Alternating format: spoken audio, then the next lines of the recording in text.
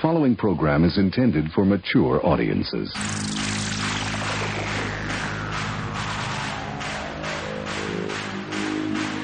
Hey, these uniforms are lame, man.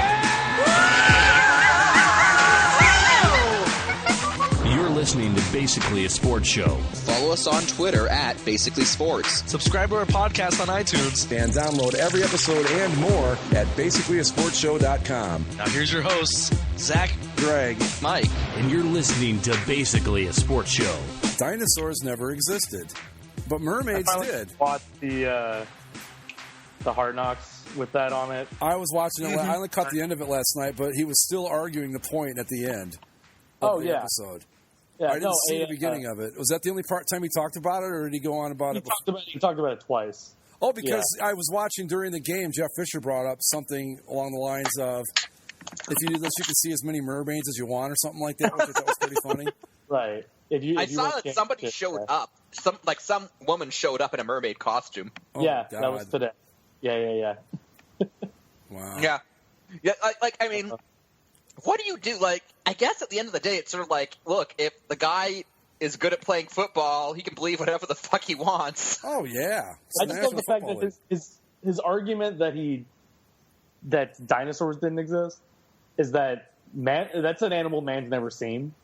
It's like, what? And then somebody asks him, and then he's like, well, yeah, well, if all the dinosaurs on land died out, what happened to the dinosaurs in the ocean? And some guy's like, they're still there, man. They're sharks.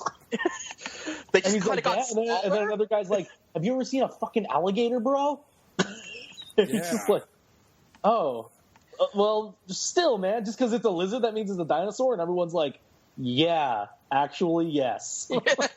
That's how evolution works. Yeah, those alligators that's some prehistoric looking shit right there. That's not... Alligators have not changed since the time of the dinosaurs. The alligator has remained the same. They're just eating machines. And sharks, too. Basically, an alligator is like the land version of a shark, I think. Mm-hmm. I can't see any other purpose it has other than to eat. But okay, but he also believes in mermaids. Man's never seen a mermaid. Well, right, exactly. So I don't understand. By his logic, mermaids don't exist either. Well, but think about it, guys. We're sitting here trying to figure out the thought process of a guy who thinks dinosaurs never existed and mermaids do. I'm curious. A contradiction in his thought process is the least of his problems. I just want to understand. Oh, I think we all do, but I don't think we're ever going to. I guess I do. I shouldn't say I don't know how a person could get through any level of college thinking like that. But then again, he's a talented football. There you go. My luck, he probably went to Ohio State. Yeah, we're not here to play school guy. We're probably his name's William Hayes, right? I think so. That sounds right. All right. Let's see. He went to. It's going to be an SEC school. No. You'll never guess where he went. Tell me it's Stanford or somewhere like that. No.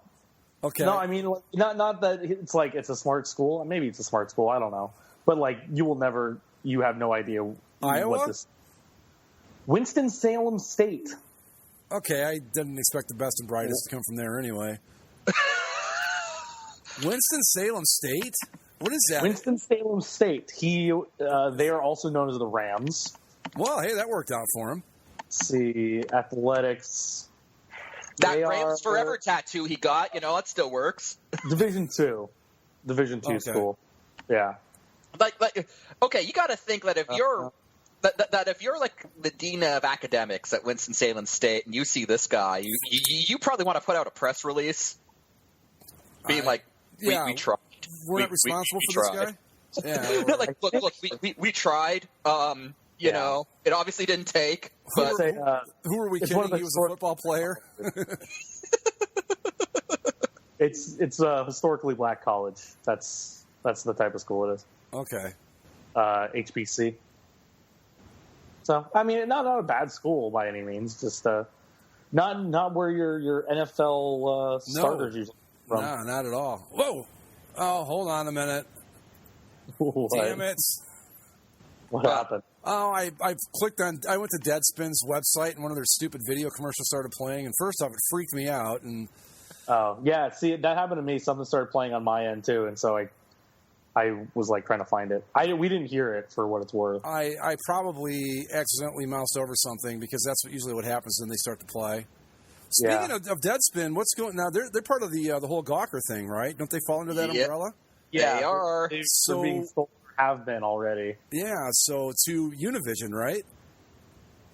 I'm not sure. I'm not because Hulk Hogan bankrupted the whole company. Well, rightfully so, I think.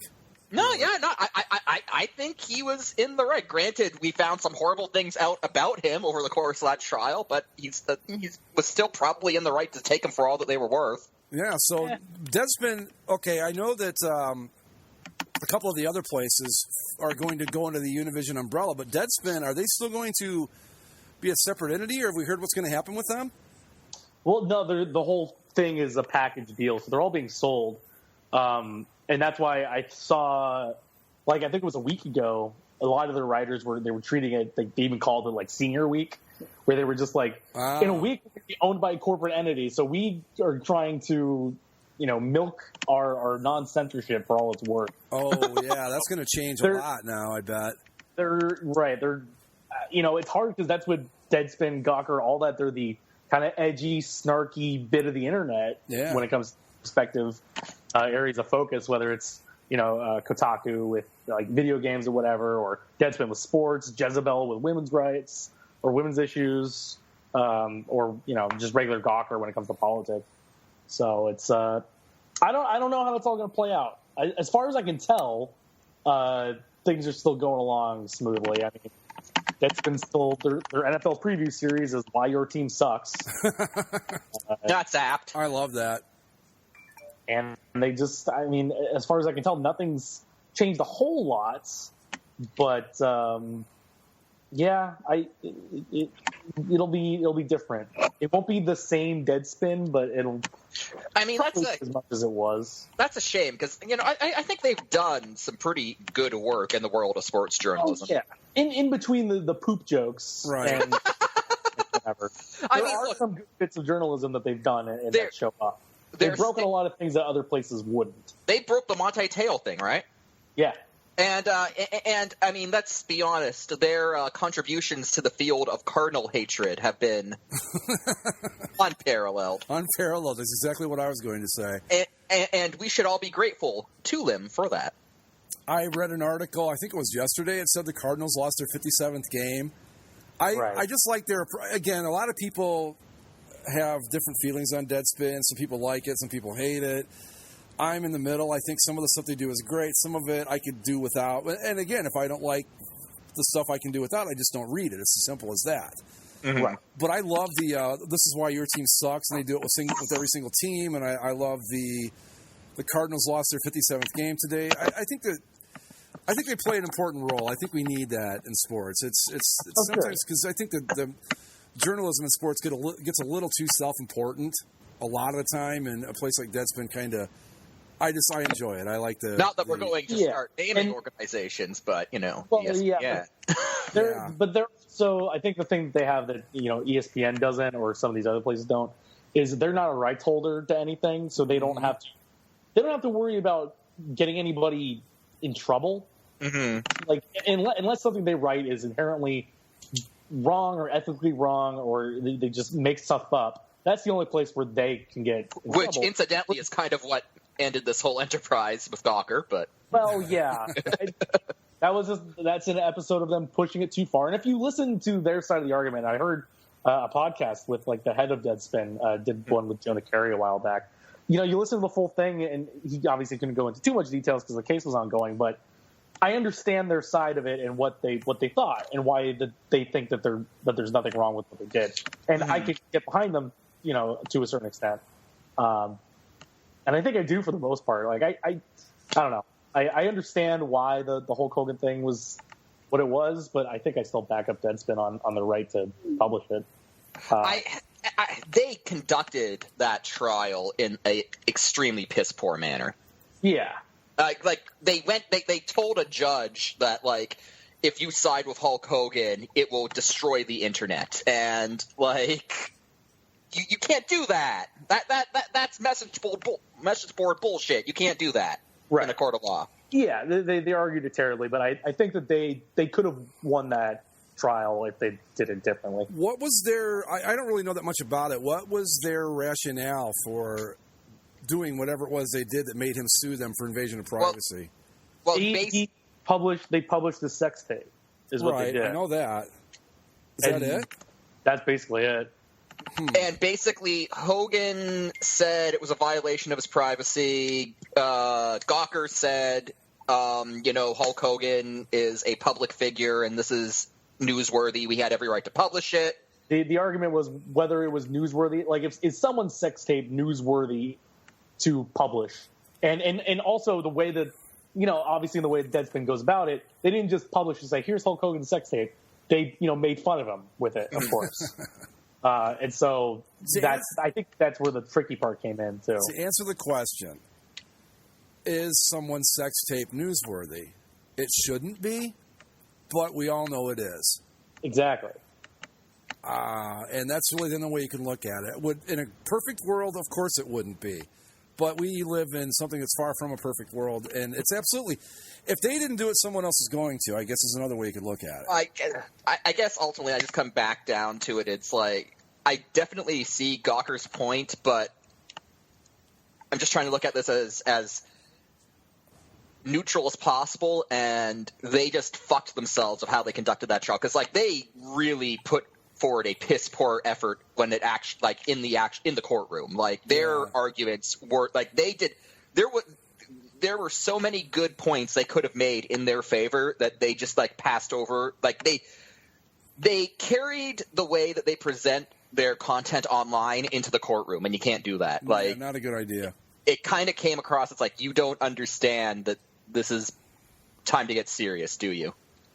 Well, and I guess ultimately it's just like, well, whatever else I may think about how they had the right to publish this, ultimately they kind of thank themselves, and it's like, that's what happened. Said, if it were my call, I would have not published it, but again, I'm not a guy that runs a website that needs hits to make money, and excuse me, so that's me, but as I said, you don't want it to be newsworthy. You kind of wish no one would even pay any attention to stuff like that, but that's just being incredibly naive to think that they wouldn't. Of course it's newsworthy in a certain, I guess from a certain perspective is the way you got to look at it. So I just hope Deadspin doesn't go away or that they don't change it too much, because love them or hate them, I think they play an important role. They play. I kind of feel, and this might sound weird because they're two completely different sort of beasts, but I kind of consider them and Keith Olbermann in kind of like the same breath. Like when Keith Olbermann was kind of getting dropped by ESPN, it's like, well, that kind of sucks because he was doing something that kind of needed to be done. Right. And I kind of feel the same way about Deadspin. Like in the world of sports journalism, they were something that needs to exist, and hopefully something that doesn't change too drastically. Wasn't there, I don't know if they still use it or not, but their old tagline used to be something along like sports without favor or access or something like that. Is that Deadspin? Yeah, sports without access. Yeah, I mean, they hung their hat on the fact that they did not have media credentials and that they didn't have to worry about making someone mad and losing their access and all that. And I think that's, again, just like, I mean, I think the Keith Olbermann comparison is a pretty good one, Mike. It's a guy that's on the outside, and we need that. You got to have it. I think in all journalism, but in sports in particular.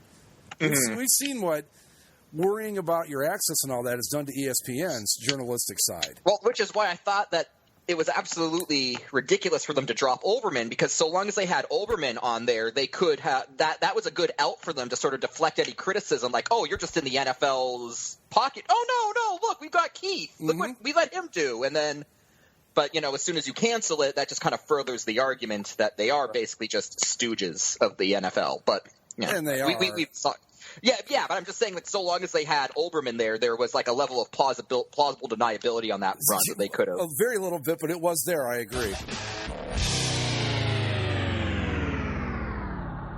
Congratulations on Team USA.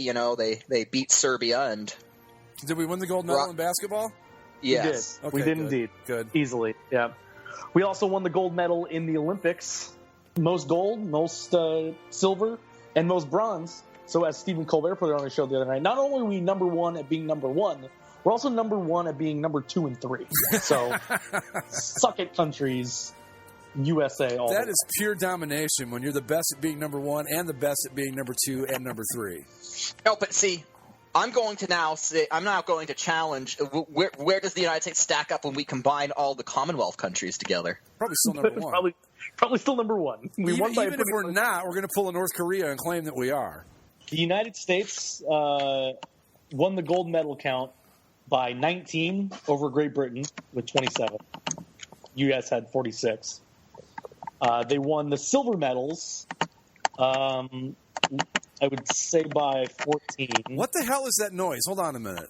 Do you guys hear that? Yeah, I hear it. Yeah, it's like something's twisting or that. Oh. That. Oh, yeah, no, it's just my headset, I guess. It's getting a little creaky, I guess? I don't know. When I tilt my head, it sometimes... Okay, all right. It seems to have... All right, so let's see. United States wins gold by 19. They win silver by 14, and they win the bronze by 12. Okay, but he wants to know Commonwealth countries, so we're talking what? We're talking... Right. I'm Canada, the UK, New Zealand, Australia, South Africa.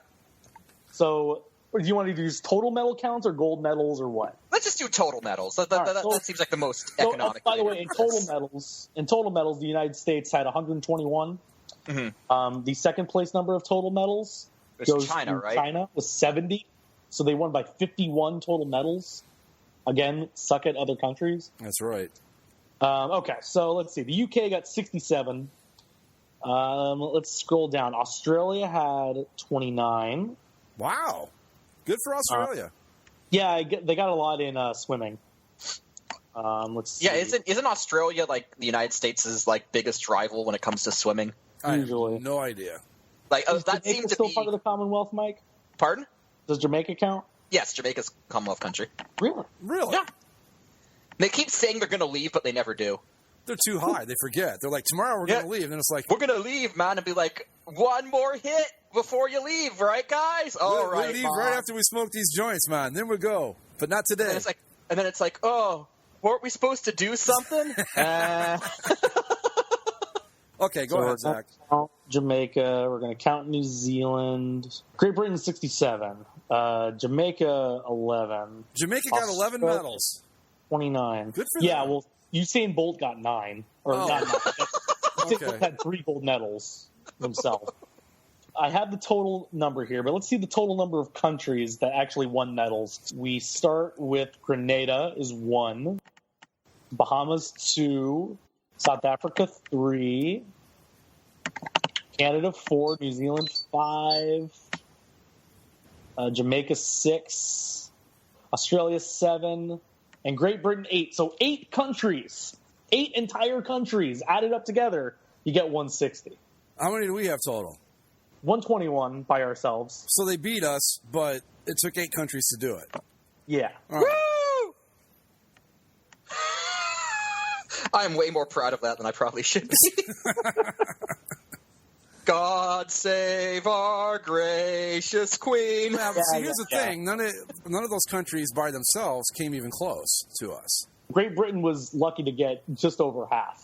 And like I said, I'm going to pull a North Korea. Even though you have more, we're going to claim that you don't. Yeah, because what is the Commonwealth anyway? It's not a legal body. No. It doesn't count.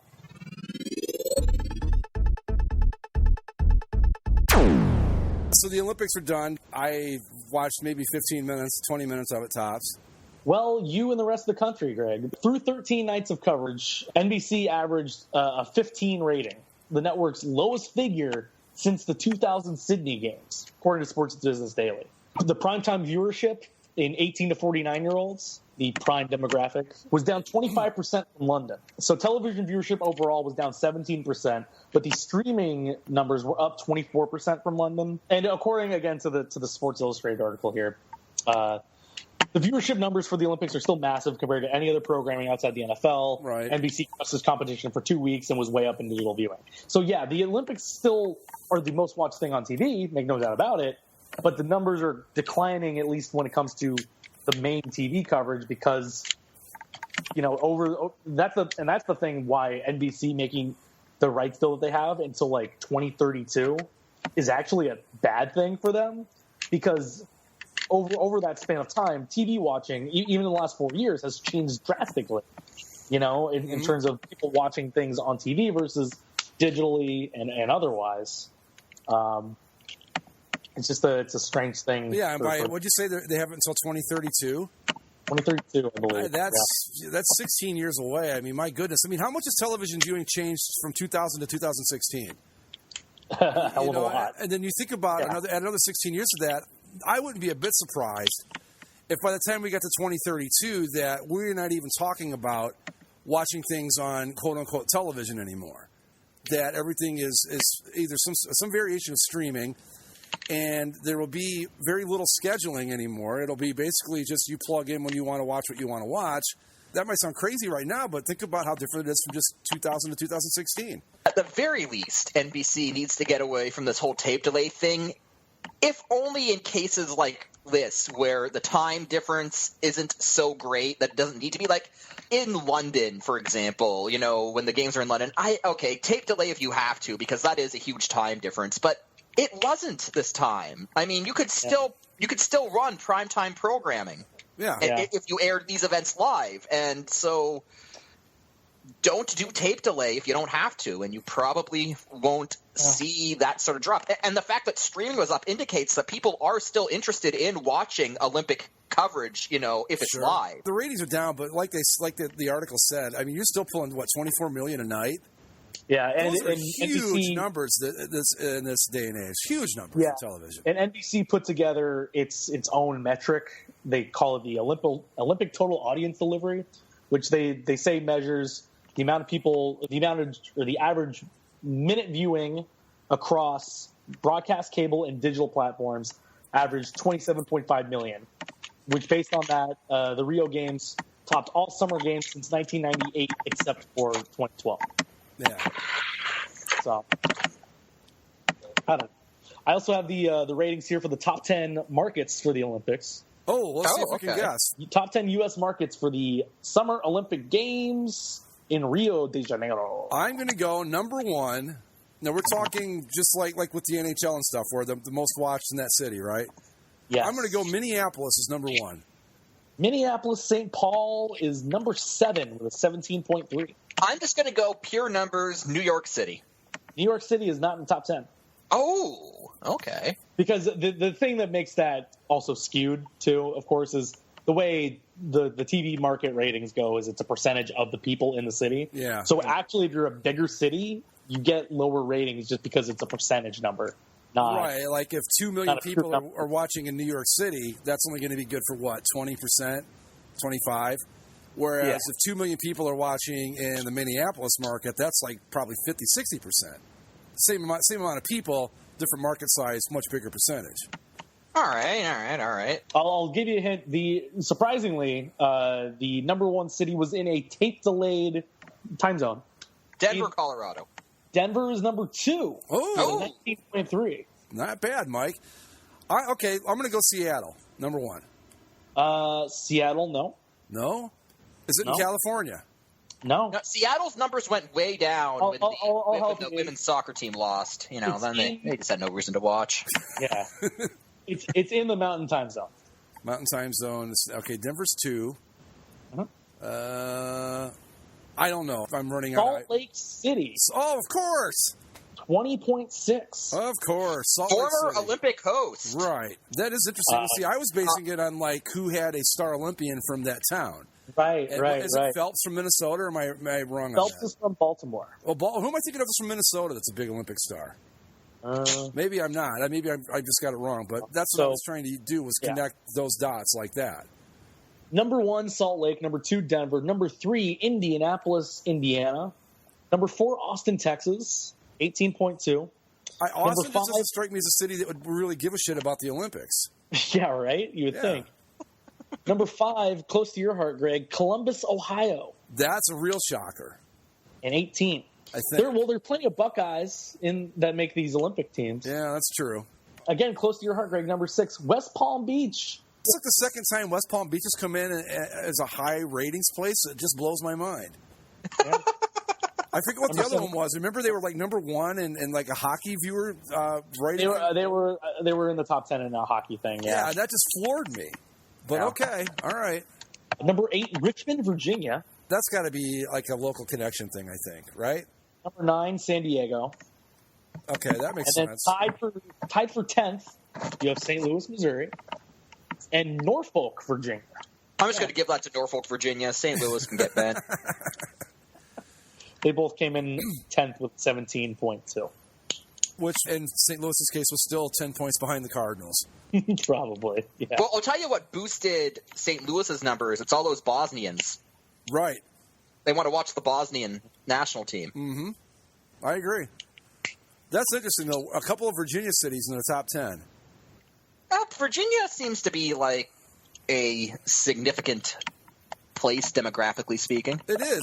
It's just again, it's like Austin. It doesn't strike me as a place that would care about. Like, to me, when I think of Austin, Texas, I think of Longhorns football and all the artsy stuff they do with the music scene and all that, where I don't see them getting too terribly excited about swimming or gymnastics or whatever else they do in the Yes, but people get really into crap that they never otherwise watch when it comes to the Olympics. That's true. That is true. I mean, just because they're not interested in, swimming most years doesn't mean they're also not into swimming. See, that's what I think about when the swimming stuff. What do they do in the 4 years in between? I'm sure stuff goes on, but do they televise it? How does it work? There are apparently world championships in swimming. It's just that nobody cares. Ladies and gentlemen, Zach's Tabs. Take it away. In the always exciting, can't get enough of it, the race walk competition. The what? Race walking. Every time I see this event, I think this can't be a real sport. This looks like if Monty Python did a skit satirizing the Olympics. This is what it would be. During the 50K race walk, Johan Diniz was leading the field, really chugging away out there. And he was having an issue. Oh. If you watch the video, you can get a really good view of what was going on. He was having some sort of gastrointestinal issue. Dude, no. And so they're doing a race walk, and he's kind of just, shimmying himself down the road. And they get the behind camera angle, and you do see some brown to show you what was going on. Dude, that was like Old Faithful levels of a gusher there. Later in the race, though, if you scroll down, you see that he collapsed, died. Yeah, he was dehydrated. He didn't die, but he just fell over. And that was the end of his in the race at that point. To be fair, we should have seen this coming when they put the Olympics in South America. Bad seafood. Drank the water. Wow, he really had himself quite an issue there. I can't believe they showed that. Yeah. I was kind of surprised too. Like, I thought, okay, they'd say, well, even the announcer would be like, oh, he's having an issue, and they didn't really say it, but then, they show it, and you can't. Jeez, he's apparently shit himself. Right. We haven't seen someone shit himself like that since the 1972 Olympics in Munich. Wow. Then he just drops. Damn. Oh, yeah, no, he just hit the dirt. As if he wasn't humiliated enough already. After months of speculation and unable to get people to buy them, the NHL has announced that there will be, in fact, a jersey sponsor for the World Cup of Hockey. The winner is SAP, the data, analysts company. But the funny thing here, of course, is that the NHL already has an agreement with SAP to revamp their stat sites and provide a database. So the NHL is paying SAP, who is in turn paying the NHL. Isn't SAP the company that couldn't figure out teams switch sides in hockey? Oh, yeah, these guys? Yep. Yeah. Okay. They're the people that put that technology in place, and they hadn't, for whatever reason, they hadn't put in their algorithm to make the team switch ends. In terms of the actual patches on the jersey, just the SAP logo, that kind of trapezoid type thing. Yeah. With the SAP in it up on the right shoulder of the jerseys. I kind of like the finish. It's okay. Yeah, I like the finish. It's kind of got a bit of a shimmer to it. I dig that. Yeah. It actually fits in well with pretty much most of the jerseys. It doesn't really stand out as like, look, this is advertising. It's just kind of there. When I see SAP, I think of the secondary audio feed, like for Spanish or whatever. Right. Yeah, that's what I think. SAP is. They also sponsor the San Jose Sharks arena. The SAP arena for Sharks fans. How appropriate. Yeah. Well, Okay. This is one that you should enjoy, Mike. Your Toronto Raptors have unveiled 2 new jerseys. One is a Chinese New Year thing, which is kind of stupid. The other Yeah. one is a Toronto Huskies throwback jersey, which is gorgeous. I don't buy basketball jerseys. I'm going to try to pick this up. There's the it's a blue and white you've been talking about, Mike. Mm-hmm. Blue and white. It's the only thing that's kind of weird is they have the blue. It's blue letters with white outlines on a blue jersey, so it's kind of strange. I The think little detail that I love is on the pants or on the shorts. They put faux belt loops because back in those days when that team existed, they wore actual belts on their shorts. God, man, you are so right, though. Blue and white would just look so awesome for that team. Who else in the NBA has blue and white? You got Orlando, sort of. Mavericks. Oh, yeah. Orlando, Dallas, and Minnesota, but they all. Well, Minnesota's got the green and the silver in there. Yeah. Yeah, but Dallas has like double blue and silver, and Orlando has black. So no team in the NBA has just a straight blue and white uniform. Yeah, I like that though. Looks good. Looks very nice. No, those Husky uniforms are really nice. The Chinese New Year one, it's supposedly it spells out Toronto in Mandarin. I'll take your word for that. Yeah, I mean, there's a little dragon at the front of one of the letters, and they somehow worked in the claw basketball part. I don't know if that's part of the actual Mandarin. Yeah, script. I don't know Chinese Mandarin, so Either, of course. But I can't believe not one of us knows Mandarin. How the hell did that happen? oh, But yeah, that's a nice little jersey. I think Hopefully, it looks it's a start of something. Yeah. For your Raptors. I'm definitely going to pick this up. I just look so dang nice. And really, I mean, you got the Toronto Maple Leafs, and now the Blue Jays are kind of under the same corporate banner too with the Rogers buyout. So it's like, you know what? Just embrace the blue and white. Do the Pittsburgh thing, right? Yeah. Yeah. And between the Blue Jays, the Raptors. No, the Blue Jays, the Argonauts, the Maple Leafs, and the Marlies. I mean, they're almost there. It's really just the Raptors and TFC who are holding out on that. Right. And the only reason that both of those are red in the first place is because they were the first Canadian teams. Yeah, and so they were trying to play out the Team Canada thing, yeah. Right. They didn't think in their wildest dreams that maybe they'd add other teams in Canada. That's all I got. All right. Well, you know what? I forgot. I wanted to bring this up. It's not important, but I just thought I'd throw it out there. I finally got around to watching Straight Outta Compton the other night. Oh, yeah. Loved it. Absolutely loved it. Thought it was fantastic. I actually haven't seen it. Man, oh man, what a great movie. Just really good stuff. Anyway, you guys know the routine by now. Follow us on Twitter at Basically Sports. The website is basicallyasportshow.com. Subscribe via iTunes, Stitcher, Spreaker, and YouTube, and find us on Facebook. And Zach, I think we are doing the football preview next week for college football. Is that right? Next week is we got to lock down a time, but we will record our first episode of the 2016 version of Basically a Football Show, previewing the NCAA footballs as technically the first game of the season is on Friday and Saturday, but they're one-off games. Yeah. The full slate of college football starts next weekend, which is a huge opening weekend of games. So many good matchups that opening weekend. Don't we have Alabama, USC week 1 this Alabama, year? USC, Yeah. UCLA, Texas A&M, LSU, Wisconsin, Ole Miss, Florida State. Nice. Texas and Notre Dame. Not your normal schedule of giant school plays Patsy for a paycheck. Yeah. Mm-hmm. Oh, Clemson and Auburn facing Ooh, off that'll be too. a good game too. Yeah. War Eagle. But yeah, basically a football show, the 4th season. So look forward to that next week. And with that, we're going to call it a night. We'll see you next time. Bye. Later.